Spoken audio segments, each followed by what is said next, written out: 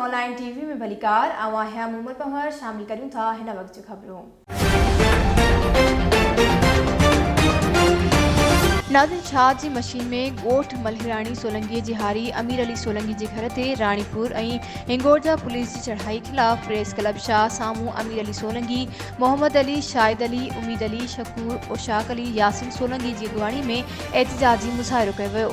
Sindh online TV के reporter रहीम सोलंगी मूजिब उन मौके ते हुननि चयो त रानीपुर हिंगोरजा पुलिस एहलकारनि बगैर वर्दी रात जे अंधेरे में घर में दाखिल थी निंड में सुतल मासूम ॿारनि औरतुनि ते वेश्याणु तशद्दुद करे घर में 2 तोला सोना जेवर 60,000 रुपया रोक 2 भलोड़ बकर घरेलू कीमती सामान खणी वई आहे।